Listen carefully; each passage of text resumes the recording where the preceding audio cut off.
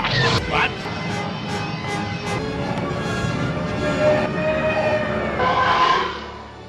Hello guys, JD Gravity RC here, welcome back to my channel. In this video I'm going to talk about why I bought the Taranis X9D. So before I talk about the features and other stuff in relation to Taranis, let's start with my transmitter's journey. As you know, when we start with our RC hobby flying quadcopters, we start off with toy transmitters, something like this. I don't understand why the manufacturers think that toy quadcopters require a very small transmitter, because with the smaller the transmitter it is, the less travel distance for the sticks, so which means that it's harder to control the quad if you are new to this hobby. So let's take for example a Formula 1 driver. His steering wheel is maybe half the size of the normal steering wheel. The reason for that is that so that he can turn his Formula 1 cars quickly without having to turn a full wheel. So that's for a very skilled Formula 1 driver. So I don't understand why the toy quadcopters, the manufacturer give us very small transmitter for toy quadcopters. Never mind. To me, the most important thing about a controller is the sticks. The better the gimbal, the better the sticks, and the more travel distance you have, the more control you're going to have with the quad. So the reason why sticks are important are because as soon as you want to fly your quad, you touch the transmitter, and the sticks are the first thing that you touch. So you need to have very good sticks to maintain control of the quad.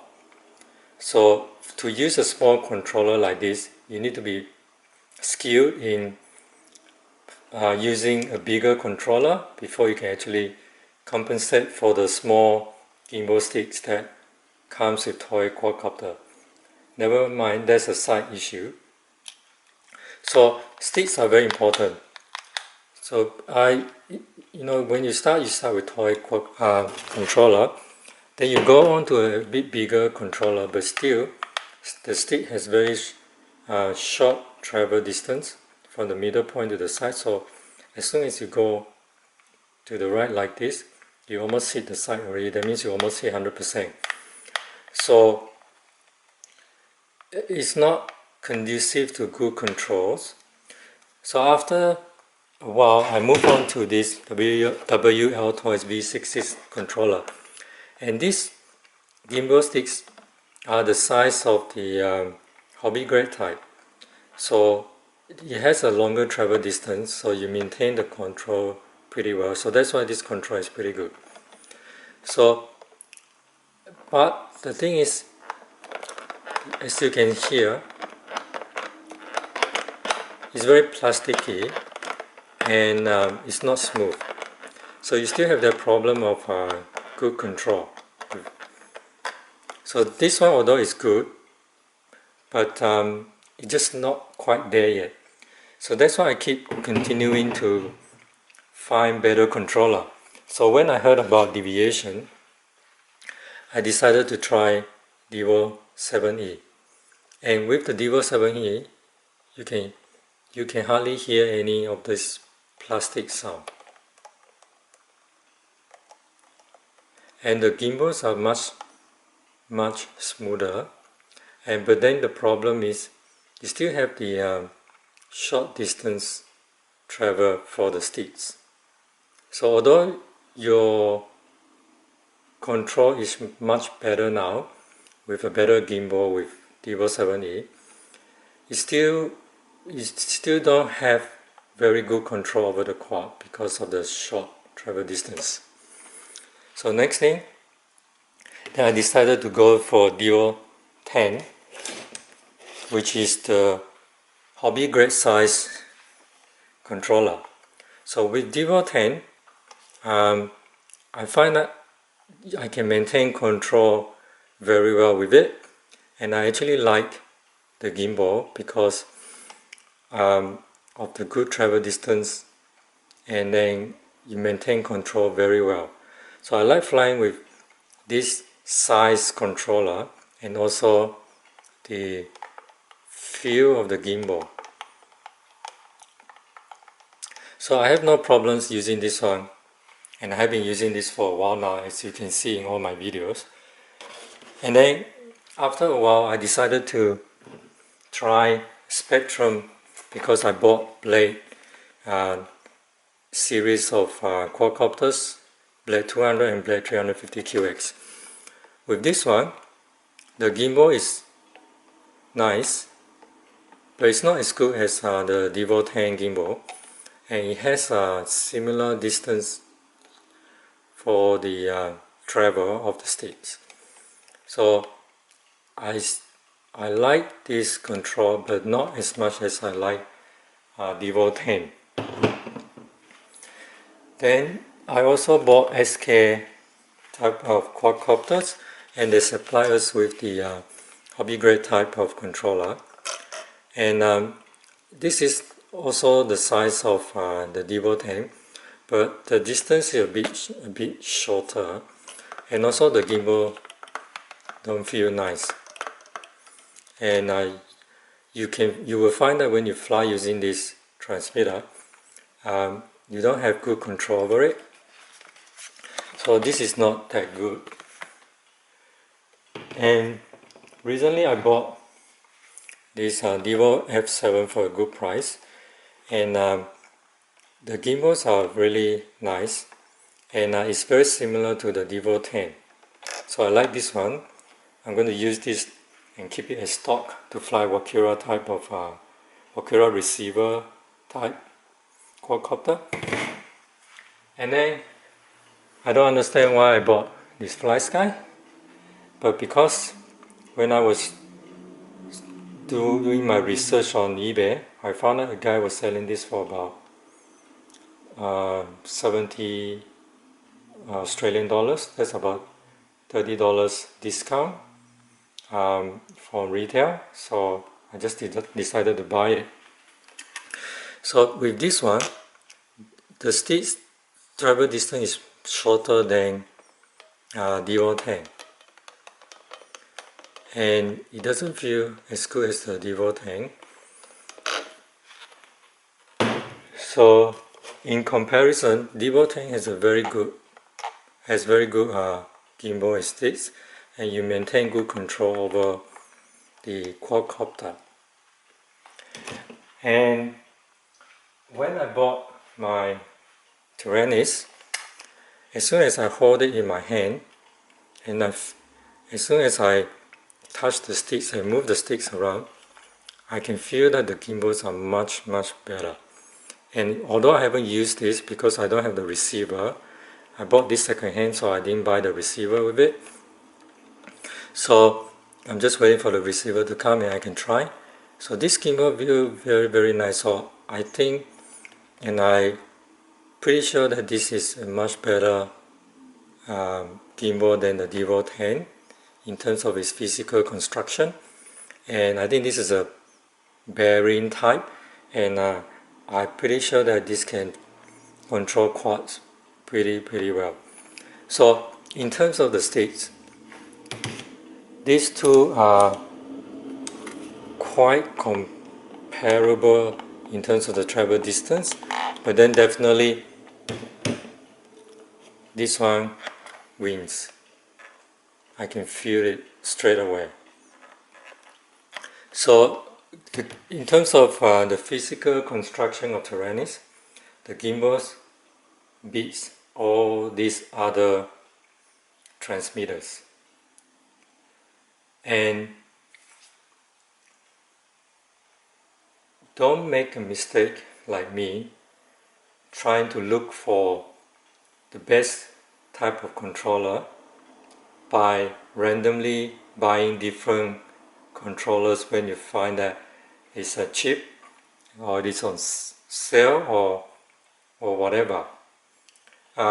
Because you're going to spend quite a lot of money buying those controllers, where you can actually save that money and buy the Taranis. So you're wasting your money if you go around looking for transmitters like I did, and you're only going to regret it.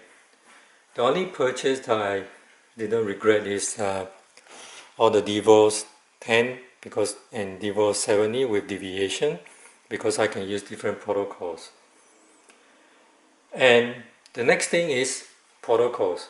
When you start out flying quadcopter, you tend to want to fly a lot of different types of quadcopters.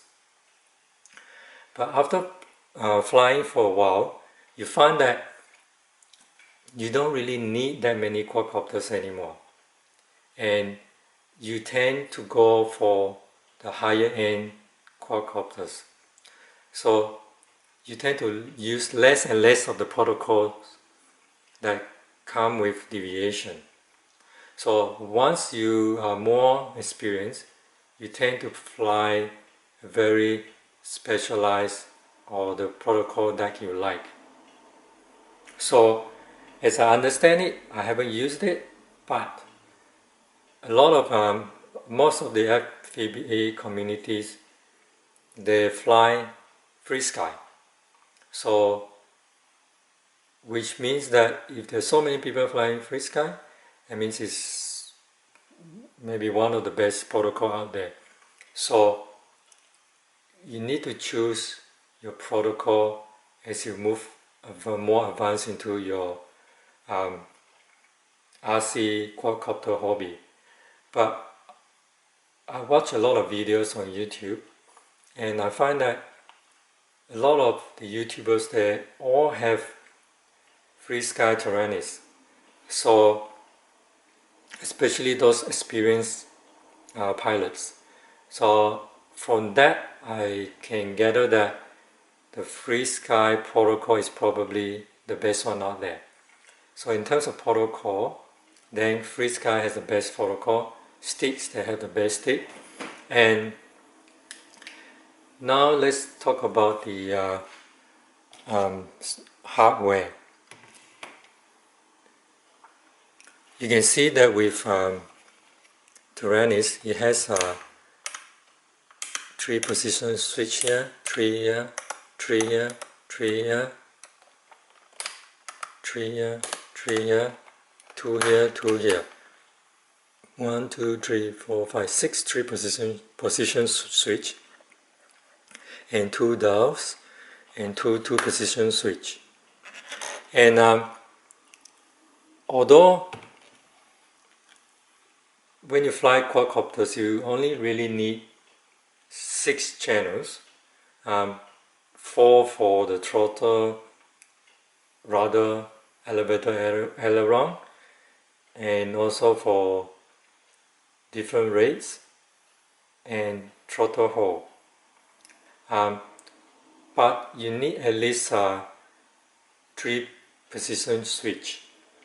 And with so many switches, you can do a lot of different things with the settings for your transmitter and for your quadcopter. And let me show you an example. This guy, which I found it on the internet, I think it's, let me give him the credit. I think it's called FPV Build Ninja, and this is his web address. So he built this and they set it up with clean flash. If you look at his diagrams, you can see that there are he used 8 channels here, and by using 8 channels and the combination of all the switches, he can set up so many different combination up here. So he has the rates here, this switch, and PID here, profile adjustment, music, play music, OST. So because Taranis has 16 channels with the potential of, if you put another modules at the back of another 32 channels, there's a lot of combination that you can do with this. And it has voice warning. So in terms of all that, and also this controller has been used by FPV pilots, and they usually fly blind, which means that they have their goggles on, and the switches must be placed in a position where they can actually quickly flick them. And also with the voice thing, you can hear the voice warnings. So in terms of that, this is also much better, has more potential than any of these controllers. So I know most of us, when we start with this hobby, we can see a lot of potential with the transmitter. So we tend to keep going and searching for the right one. So I can tell you that you don't have to search anymore. Save out your money. Don't buy all these so many controllers, and ultimately you ended up with the Taranis. And by doing all that, you are wasting your money. Just go ahead and buy the Frsky Taranis.